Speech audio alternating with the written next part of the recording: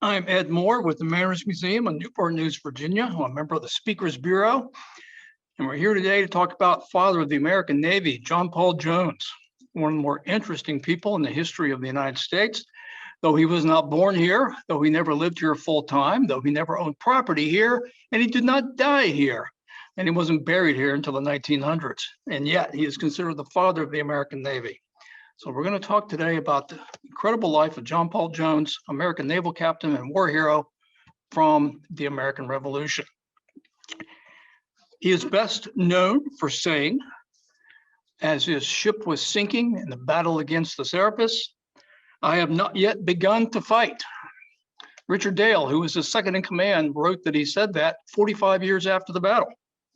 What John Paul Jones actually wrote in his report to Benjamin Franklin was that he said, "I haven't as yet thought of surrendering, but I am determined to make you ask for quarters," which is a very long sentence for somebody who's being shot at the time. A man who was standing next to him on ship said what he actually heard was, "I may sink, but I'll be damned if I strike."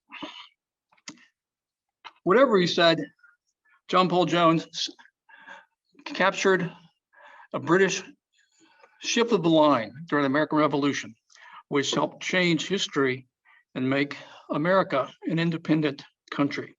We'll begin with his birth in Scotland. He was born July 6, 1747 in Kirkcudbright, Scotland, which is across the Solway Firth from Whitehaven, England, which is a major port then and continues to be. He was born the son of a gardener, what they called a gardener in England in the 1740s, but what we would call today a landscape architect. He was far more than just a gardener. He designed and built and curated the homes of the nobles and the dukes and the earls and the members of the British royalty. So John Paul Jones was actually raised in an educated household. He did, in fact, go to school every day, spoke multiple languages. And at the age of 13, he went to sea. During this time period in history, the sons of many noblemen would go to sea just to learn about how the real world worked, maybe go for an adventure. Some famous Americans did that. Herman Melville, for instance, went to sea on a whaler, though he certainly never needed to financially, so he could learn about it to write about it. And of course, he wrote Moby Dick from his experiences. Well, John Paul Jones and some of his fellow sailors were in the same situation. They're going for an adventure as much as anything. In fact, Jones never joined the British Navy. He was never a member of the British Navy at any time in his career. But as a 13-year-old, he set sail to Caribbean. Ships went back and forth during that time period in history, which they still do even now. The Caribbean, of course, is a breadbasket for much of Northern Europe. I have spoken personally to Russian sailors who said that to this day, they call those banana runs because they're running from St. Petersburg, Russia down the Caribbean to buy bananas and bring them back. So similar 1700s, if you can imagine, Northern Europe being fed by the Caribbean, not just molasses for rum, but also for food. So as a teenager, he's on a merchant ship, learns how to sail because the captain and the first mate regarded him as an exceptionally intelligent young man. Now, in this time period in history, captains and the first mate were the only people on board who actually knew how to sail, because the fear was that if sailors knew how to sail, they would mutiny, kill the captain, kill the first mate, and sail wherever they wanted to go. So intentionally, the crew was not taught how to sail. But the captain and first mate recognized his ability, so he was taught. And during one of his trips, the captain and the first mate died of a fever. So now he, as the only man on board who could sail, successfully brings the ship back to Scotland. The owners of the ship were so happy for his accomplishment. They gave him his own ship, made him a captain, and gave him 10% of the income from the cargo that he had just successfully brought to Scotland. So he's now either captaining his own ships or serving as a first mate, which is second in command on various ships, going back and forth between England and the Caribbean. On one of the trips that he made, he was actually on a slaver. It was the only time he was on a slaver, and he hated it. He hated it so much, he thought the practice was so horrible that when they got to the Caribbean, he got off the ship and refused to continue with the trip. He went to America, to Fredericksburg, Virginia, where his brother William lived, and thought he might make a name for himself in America. But his brother William had died, so he had no actual relative there. He did temporarily live in the house that William had built. That house in Fredericksburg, known as the John Paul Jones house, is not only still there, it was built in 1758, but it's currently for sale. $449,000 if you're interested. 2-bedroom, 2-bath. It's called the John Paul Jones house. Now, while Jones was in America, he tried to become an American farmer. That was one of his goals. But every time he made an offer on a piece of land, the deal fell through. He tried to buy a farm on the Chickahominy River at Fox Landing, but was not able to. He also courted young women looking for a wife. He was interested in marrying Dorothy Spotswood Dandridge, who is the granddaughter of Governor Alexander Spotswood of Williamsburg, who is the governor who had Blackbeard killed. And her family thought he was not high enough in the economic rank to marry their daughter. So she instead married Patrick Henry. So apparently the family thought that the man who would say, "Give me liberty or give me death," was better than the man who would say, "I have not yet begun to fight." So heartbroken, he continued sailing. The total time he was in in America, of course, it's still a British colony, was about a year and a half on various trips. He was accused after flogging one of his sailors who was a mutineer of overkill and of causing the man's death, though he actually died from a fever. He was briefly jailed in Scotland, back in his hometown, for that offense, but then he was the Admiralty Board ruled him to be innocent, and he was given command of a ship again. Then it happened again. He killed a second mutineer on a second ship, this time running him through with a sword.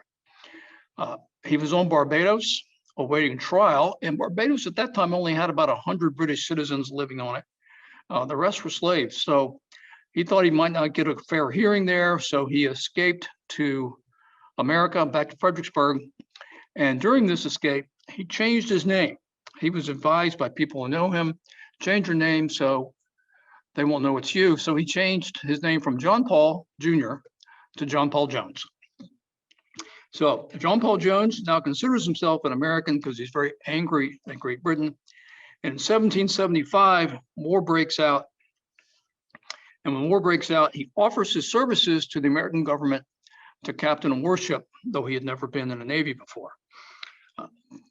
Talented sailors, talented commanders were few and far between. So the Continental Congress recognized this opportunity and did indeed give John Paul Jones the captaincy of a warship. Now, this is in December of 1775. So Jones had some specific ideas, which he pitched to the Continental Congress and to other people like James Madison and Thomas Jefferson and Benjamin Franklin personally.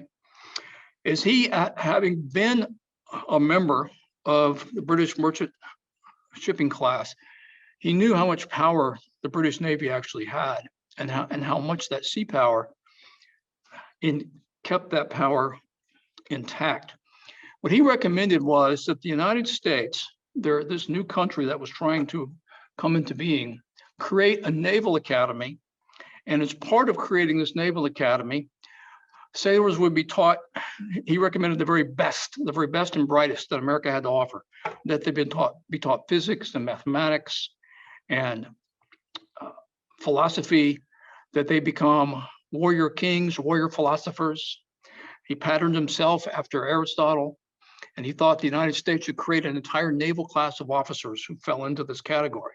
What he also recommended to the Continental Congress was that America build a navy that could use sea power all over the world to protect its interests in every ocean, to protect its merchant interests, but also a navy to be able to attack the opposition and to be able to land troops and to bring warfare to the civilians on whatever nation we were fighting. What he was recommending, of course, was what we call total war, in which war is made on civilians for the benefit of the warring nation. Total war was not considered acceptable at that time in history. It would not be considered acceptable until late in the Civil War. It is, of course, common practice by the 1900s. So Jones was pretty much ignored about most of the things that he tried to engineer, but he was given, again, the captaincy of a ship. And his first priority was to rescue sailors who had been captured and were being used in mining, in labor, and also to get sailors off prison ships. His early forays into warfare were to rescue sailors, but also to take prizes. And he took, on his very first trip up the coast from Philadelphia to Newfoundland, Canada, he took 16 prizes on that first trip due to his sailing ability.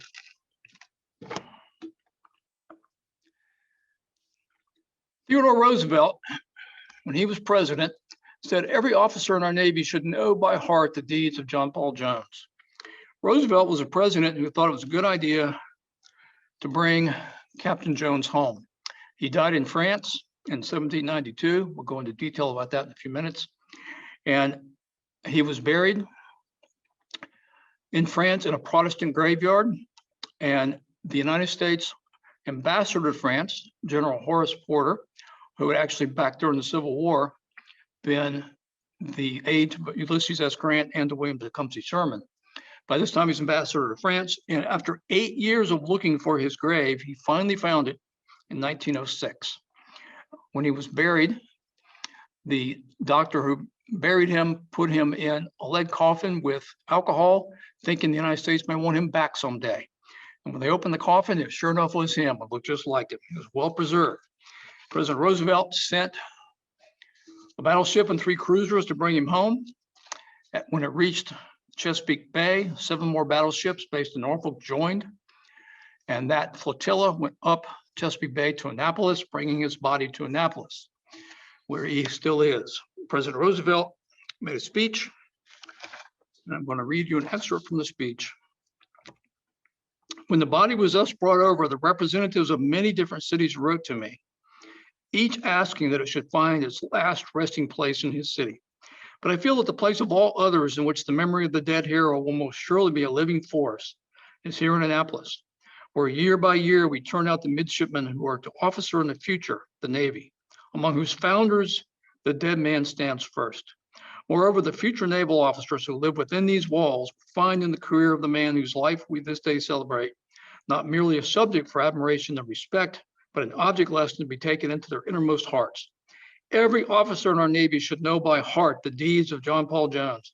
Every officer in our Navy should feel in each fiber of his being an eager desire to emulate the energy, the professional capacity, the indomitable determination and dauntless scorn of death, which marked John Paul Jones above all his fellows. Each man, I've talked to many a naval officer who said they spend a lot of time looking at that grave while they're at the Naval Academy and hearing this speech. So here is a bust of John Paul Jones. When John Paul Jones became famous for defeating the British, the Freemasons in France had a bust of him consigned to the famous sculptor John Houdin. And once it was done, Jones then purchased 8 of them and had them sent to his benefactors in America. Only 2 of those 8 original copies still exist. Some of them have been copies, so there are actually dozens of these around the country. The original 8, only 2 still exist. Thomas Jefferson kept his, and it's in Monticello. And John Jay, first Supreme Court Justice, had his, which is up in his house in New York. James Madison thought the whole thing was ridiculous and incredibly arrogant on Jones's part, so he threw his away. This copy is in the Smithsonian. This is the copy that's at John Jay's house. So Jones is sent to France, where he is underneath Benjamin Franklin, ambassador to France, and trying to fight the war against the British. What he needed was ships and he needed men. So he petitioned the king, King Louis XVI, and other businessmen to give him a ship to take the war to the French. He was given the Duc de Duras, which is on the left in the foreground and what you're looking at. The Duc de Duras was what's known as an Indiaman. It was a ship that was built and designed to carry cargo back and forth between the East. It was called by the sailors a wedding cake ship. They called it a wedding cake ship because it had multiple layers stacked where there normally would not be decks to carry more cargo, which meant she was slow and heavy. But she was also designed and built to be turned into a warship quickly and easily by her design. For instance, already having the gun ports in place. That system is still in use today. The United States to this day actually still builds cargo ships that can be quickly turned into warships and are actually owned by the United States government.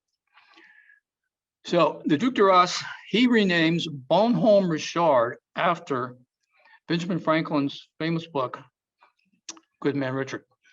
Bonhomme Richard is French Good Man Richard, which is one of the books Franklin was best known for, even in Europe, not just in America. While Jones is working on putting together a fleet to fight the British, there was a spy in Franklin's operation named Edward Bancroft. Bancroft was telling the British everything that Jones was doing, everything Benjamin Franklin was doing, all through the entire American Revolution. He was never caught. Many historians believe that Franklin knew he was a spy and that Jones knew the same. Others don't think that either one of them knew.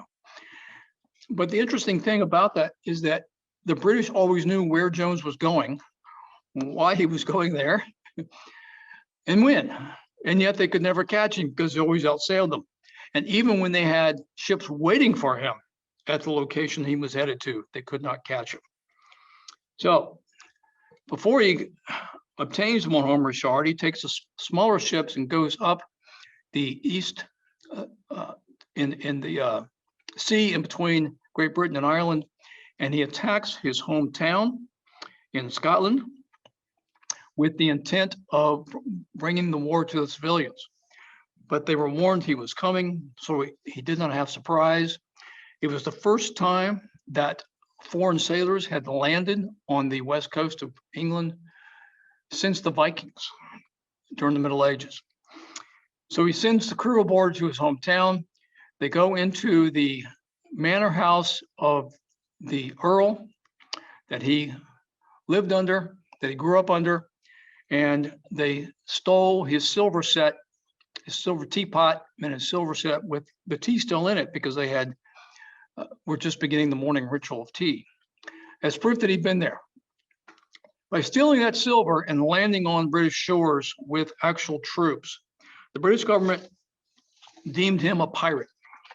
Now, this is important because Great Britain never recognized America as a separate country during this time period. France did in 1778. Great Britain didn't, which means that any American or anybody sailing for the Americans who attacked the British shores were considered pirates legally. So a price was put on his head in which John Paul Jones, rather than being captured, could be killed and executed and hung at any time.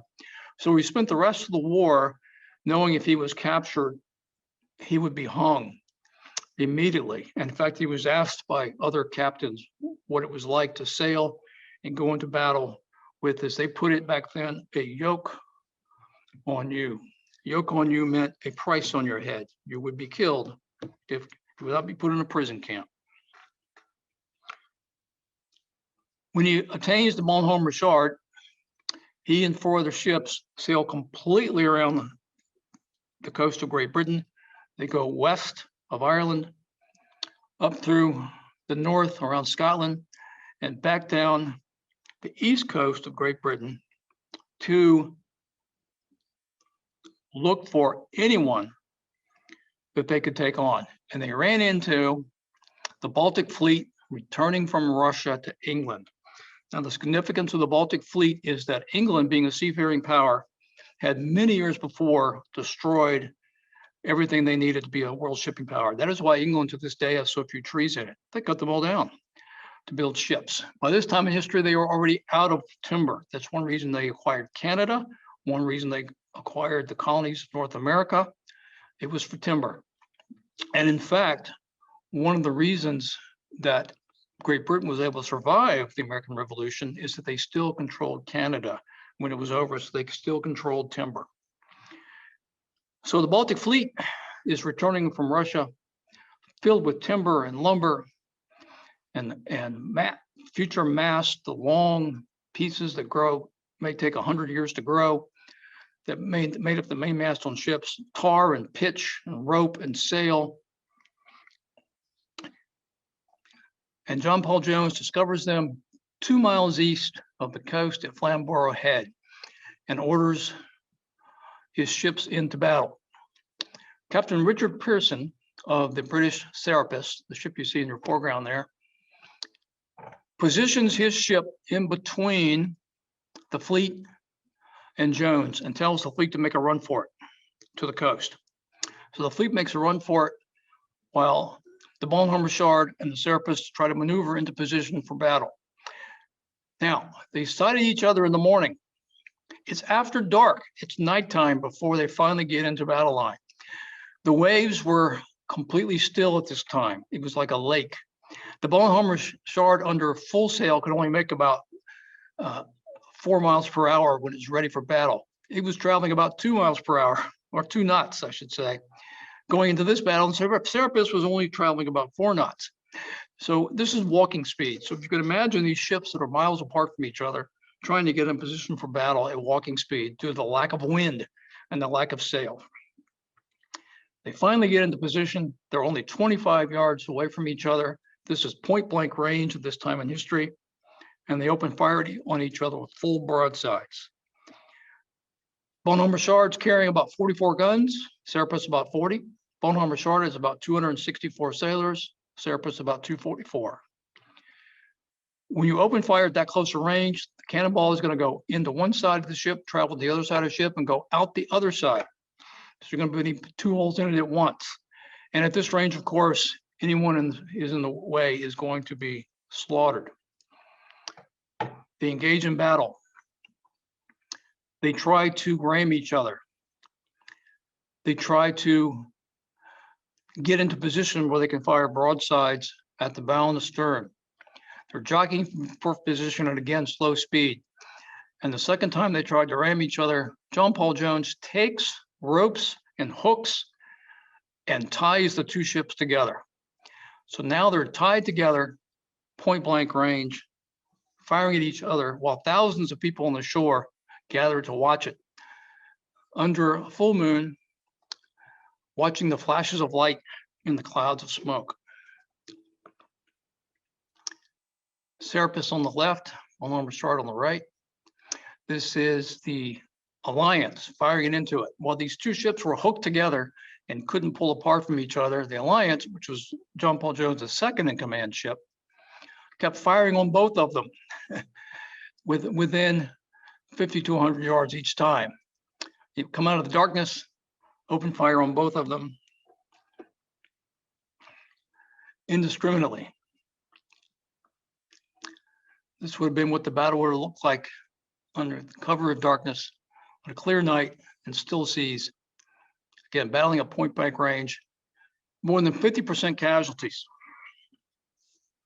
So who's in Jones's crew? Just about everybody. At this time in history, anybody who could sail and was willing to fight and willing to pay to fight. Only about 1/3 of Jones's crew was American. The rest of them were from the Middle East and Asia and Spain and France and Italy and Holland. They're from all over the world.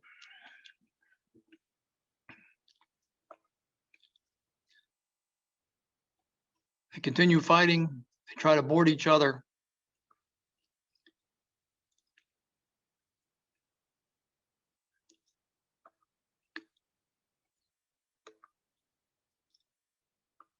And now it's time for some new tactics. Pearson sends crew of Marines to try to take the ship. John Paul Jones and a handful of men fight off the Marines all by themselves to prevent them from boarding. During this time, virtually all of the guns on the Bonhomme Richard had been put out of action. Most of the guns on the Serapis also. John Paul Jones is personally manning a cannon himself, and by himself is loading and firing and trying to take out the mainmast on the Serapis. He drives back the Marines from the Serapis, and as the carpenters on the Bonhomme Richard recognize that the Bonhomme Richard is sinking and sinking fairly quickly due to all the shots it's taken. So they come up, they call quarters. John Paul Jones says, "Who called quarters?" and fires his pistol, as demonstrated here, at one of his own men. The pistol, however, had already been shot during the battle, so nothing happened. So he took the pistol and he threw it at the man's head, knocked him out cold, hit him square. Richard Pearson, the captain of the Serapis, says, "I thought I heard quarters," and John Paul Jones then said, "I have not yet begun to fight. Or I may sink, but I'll be damned if I strike. Or I haven't as yet thought of surrendering, but I am determined to make you ask for quarter." This painting shows, again, him fighting the Marines off. Notice something about this painting is he's holding a telescope in his hand. He, of course, would not have been holding that in the battle. He had a pike, which was a long pole with a blade on the end of it for close range fighting. You can see the man in the middle of the painting, in fact, has a pike in his hand.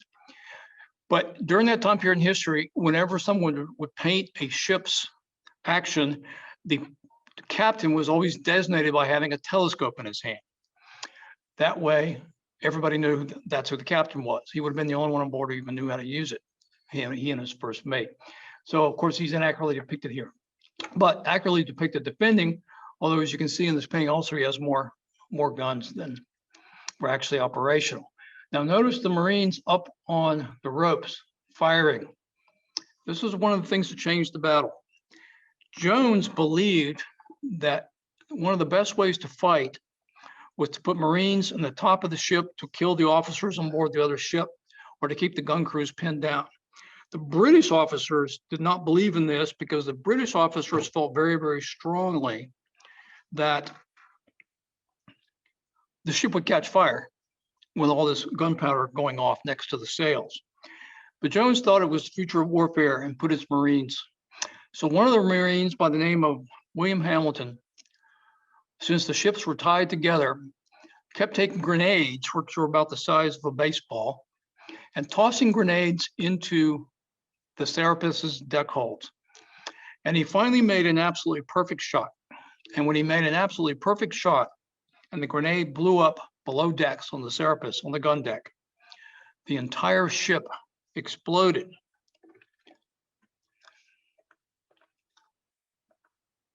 As you see in this painting, entire ship exploding.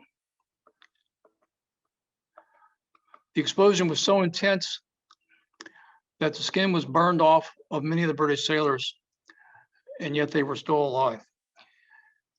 Carnage was absolutely unspeakable. This was about 10 times the number of casualties that would normally occur in a sea battle at this time in history.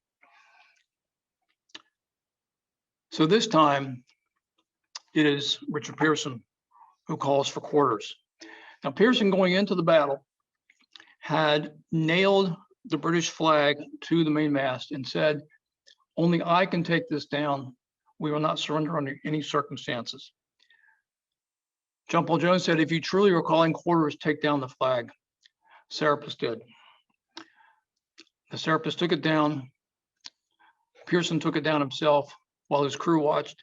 A couple of his officers couldn't believe he had done it. And when Richard Pearson then stepped onto the Bonhomme Richard to offer his sword, two of his officers refused to join him. Pearson asked, "Who am I surrendering to?" Jones lied to him and said, "Mostly Americans." He was afraid if he told Pearson the truth that he had sailors on board from multiple nations, some of which were historical British enemies, that he wouldn't surrender. Pearson's quote was, "Then 'tis diamonds cut diamonds." His point being, we're all British, whether from America or England. So it's the British defeating the British.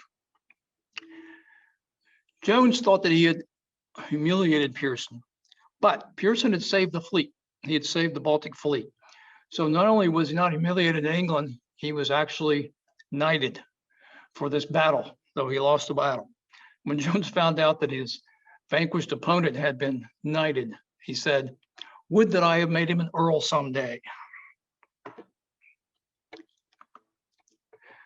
Now, part of Jones's brilliance was that he knew the British way of operations. And of course, he speaks in a Scottish brogue. So anytime he's talking to a Brit, they think he's British. He would attack at night, which wasn't done then. He would put a false flag up. He would put a British flag up or a neutral flag up on his ship, and they sail right into the British ports. They would think he was British, and they would drop that and put the American flag up. So false flags, claiming to be British with a Scottish brogue, attacking at night, sailing at night. He believed in the element of surprise. He believed in the element of all method of our warfare at our disposal to try to accomplish the task. He, of course, is vastly outnumbered. The British have hundreds of ships. The American Navy doesn't really exist yet. So he used all kinds of tactics. But again, in the British government's view, that makes him nothing more than a pirate, since these are the type of things that pirates would do. But the other thing that's so heroic is he would not give up. He sailed his ship in horrible hurricane conditions multiple times and still saved the ship because he was an amazing sailor. And Roosevelt, during his speech in 1906 in Annapolis, compared him to the captains that came after him that fought right here in the Battle of Hampton Roads, in the ironclad battle between the Virginia and the Monitor. President Roosevelt, during his speech, says, "In his fight with the Serapis, Jones's ship was so badly mauled that his opponent hailed him, saying, 'Has your ship struck?' To which Jones answered, 'I have not yet begun to fight.' The spirit which inspired that answer abhorred the man who gave it and the crew who served under him through the fury of the battle, which finally ended in their triumph. It was the same spirit which marked the commanders of the Cumberland and the Congress when they met an equally glorious though less fortunate fate. The Cumberland sank, her flag flying and her guns firing with the decks awash, while when summoned to surrender, Morris replied, 'Never, I'll sink alongside,' and made his words good. Immediately after the Cumberland was sunk, the Congress was attacked, and her commander, Lieutenant Joe Smith, was killed. After fighting until she was helpless and being unable to bring her guns to bear, the ship was surrendered. But when Smith's father, old Commodore Joe Smith, who was on duty at Washington, saw by the dispatches from Fort Monroe that the Congress had hoisted the white flag, he said quietly, 'Then Joe's dead.' Surely no father could wish to feel a prouder certainty of his boy's behavior than the old Commodore showed he possessed when he thus spoke, and no naval officer could hope to win a finer epitaph." So, the Bonhomme Richard, shot to pieces, does indeed sink. So, John Paul Jones takes over the Serapis and sails this British warship to Holland. Then eventually makes his way back to France, where he is a national hero. King Louis XVI and Marie Antoinette would have him as a guest at the palace in Versailles. Marie Antoinette loved hearing stories about warfare, so she could listen to John Paul Jones talk about his battles for hours. She would sit next to him with a glass partition in between them, because at that time royalty and commoners could not come into close contact. So there was a glass partition, and Marie would listen to John Paul Jones speak for hours about this battle and some other minor skirmishes that he was in. Louis XVI didn't care. He didn't care at all. He didn't want to hear it. But he did, in fact, get talked into invading England, since the French and the Americans, by this time the French had joined the Americans. This battle was in 1779, September 23rd, and the French officially joined the Americans in the fall of 78. So he comes up with a plan to actually invade England, and he put 14,000 sailors on ships. But while they're in the English Channel, disease broke out. Half of his sailors died on the ships, and that invasion never occurred. So by the time the Serapis is sunk, King Louis is pretty much done with the war anyway. Doesn't want to support it financially anymore or have much of anything to do with it. The Americans seem to be winning. The war does indeed end, and John Paul Jones is still in France, and now he's out of a job. The new American government did not offer him a job. They did not offer to bring him back to America or the new United States. So he spent years in France looking for work, living off his fame, wooing the ladies. He never got married. He never had any children. He lived by himself his entire life. He never even had a roommate. And finally, 8 years after his last battle, in 1788, he gets hired by the Russians. Catherine the Great hires him to be an admiral in the Russian Navy to fight the Turks in the Black Sea. So he's given the Russian name of Pavel Jones, and he goes to war in the Black Sea against the Turks as an admiral in the Russian Navy. He was horrified and disgusted by how brutal warfare was in that part of the country, that part of the world. No prisoners being taken. If people did surrender, they would be executed afterwards. Ships being intentionally burned with sailors still on board. He was horrified by the Russian and the Turk method of naval warfare, which he considered to be an art and a science. He was brought back to St. Petersburg, and then he was involved in a scandal in which he was accused of having a relationship with an underage girl who was claimed to be at the time only 12 years old. He was disgraced. He was kept on the Russian payroll for 2 more years, but very rarely left his apartment in St. Petersburg.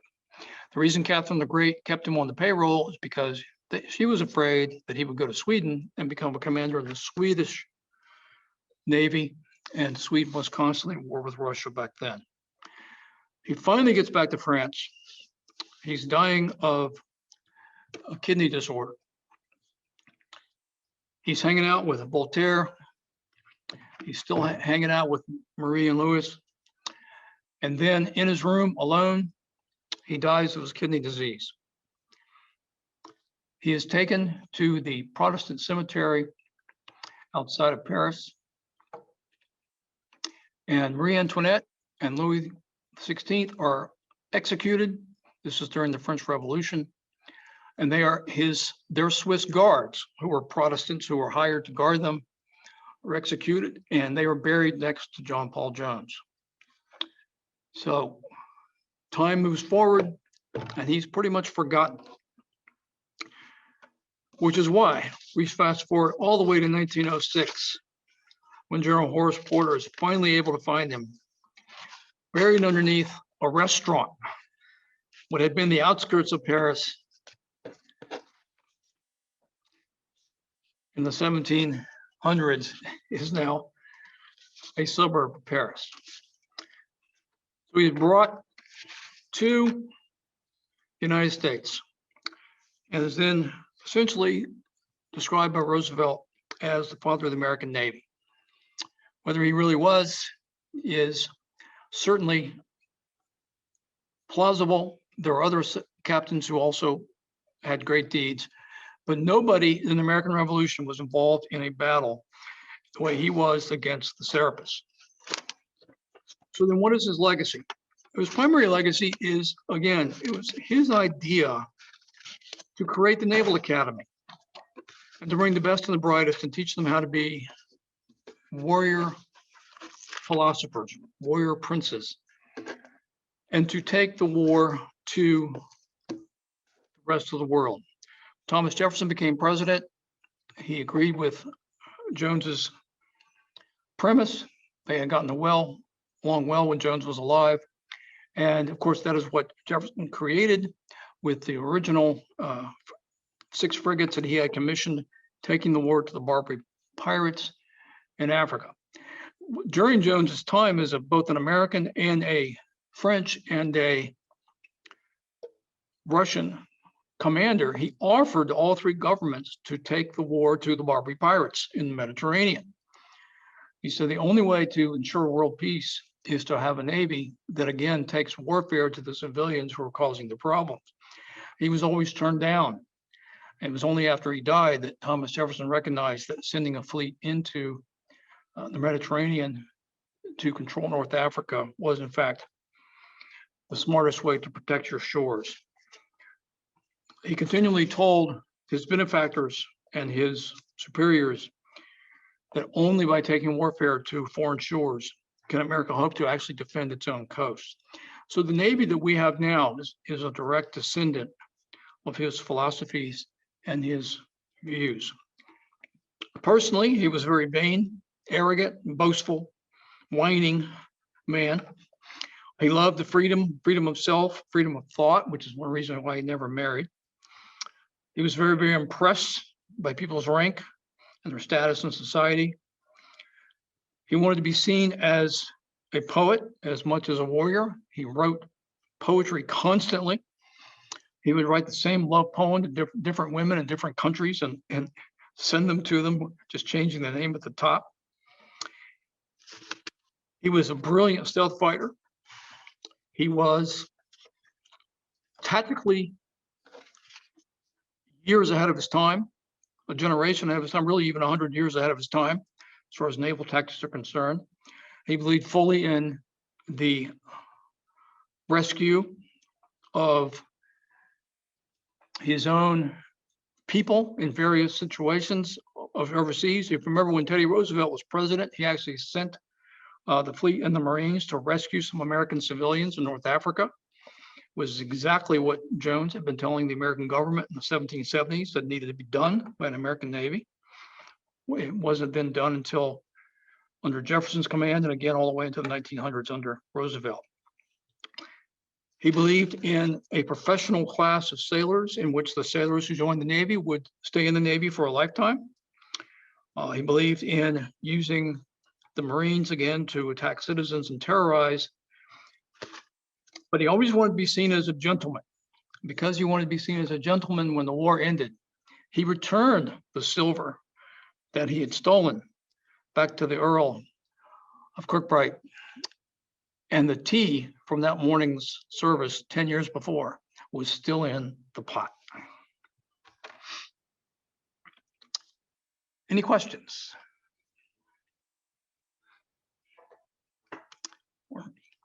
If I may say a little more about the Bonhomme Richard, the Bonhomme Richard has never been found all these years later, even though it's only 2 miles off the coast. The American Navy has looked for it on multiple expeditions. The French Navy has looked for it, multiple expeditions, so has the British Navy. The British Navy claims that if it's found, it belongs to them because it's in their territorial waters. The French say it belongs to them because it was one of their ships. And the Americans say it belongs to them because it was commanded by Jones during the American Revolution. Just 2 years ago, the Navy found some artifacts approximately where they think the Bonhomme Richard is that they are examining to find out whether or not it is indeed the Bonhomme Richard. If it is still being debated exactly what will be done with it. Will it be memorialized as a graveyard? Will it be memorialized as a casualty of war? Will artifacts be brought up? Okay, we do have one question. How old was he when he died? 45. He was only 45. Went to sea when he was only 13. He died of what's called nephritis, which is a kidney disease. So possibly something he caught while he was in Russia, while he was in the Baltic or in the Black Sea. Since he lived alone, he'd actually been dead for a while when he was found. One of his friends he was supposed to have dinner with, when he didn't show up for dinner, went over to his apartment and found him. Actually found him in the praying position, on his knees on the bed with his hands folded in prayer, as if he was in prayer when he died, though he was never a religious man, and he was not known to have ever even set foot in a church that anyone's aware of. He did not identify with any particular denomination or religion. All right, we have another question from Stephanie. What did his hometown residents feel about Jones attacking him? Did any school chums or childhood friends confront him? It was a major scandal. Yes, it was a major scandal. The fact that he had even shown up to attack not only his hometown but his home property, he was completely disparaged and verbally attacked by everyone you can imagine. The Earl that he wanted to confront the Earl, but the Earl wasn't home. He was in London on business. But the Earl's wife was there, and she's the one who actually confronted Jones's men and actually defied them in their home, in the manor home. The servant who handed over the tea set actually took the bag and filled the first half of the bag with coal, and then put the silver on top of it to hide the fact that there was even coal in there. And Jones, very soon after this, was rather embarrassed by the whole situation. What exactly was his point? Was he going to kill somebody? Were his men going to kill anyone? How much were they actually going to steal? They brought back the tea service just to prove they'd been there. Yeah, he became a loathsome pirate and the British media, the British newspapers made great fun of him and did cartoons depicting him as a ruthless pirate. Interestingly enough, if I may finish the thought about the Bonhomme Richard being looked for in the Serapis, Jones, when the war was ended, one reason Jones was still in France and not brought back to America was that they told him to obtain the prize money for all the things the Americans had accomplished during the war, including the taking of the Serapis. And so he spent years trying to obtain that prize money. The prize money which was still in effect until after the American Civil War, was when you take an enemy ship, you then sell the enemy ship to the government or to private investors or whoever, including the cargo, and then the sailors who took the ship get a portion of the proceeds. So they get a bonus on top of their normal wages. And sometimes the prize can be so great that you could retire for life. It was so much money.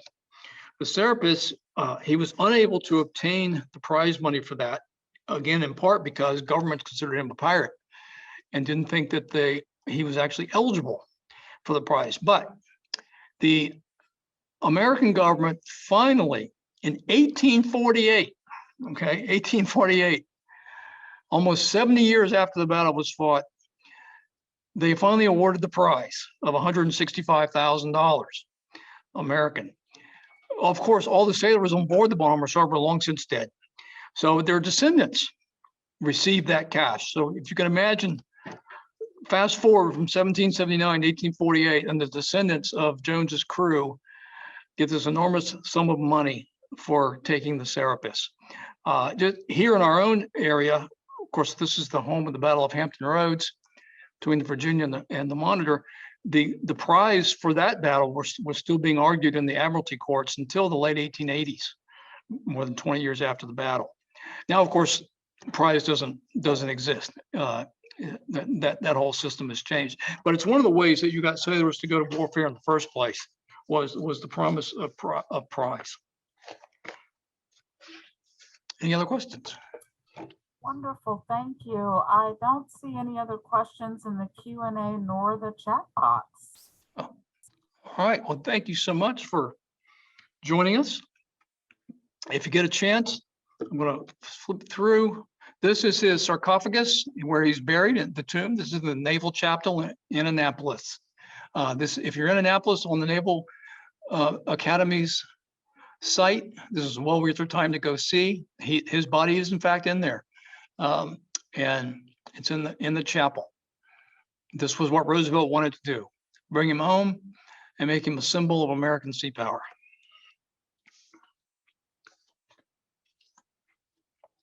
Thank you.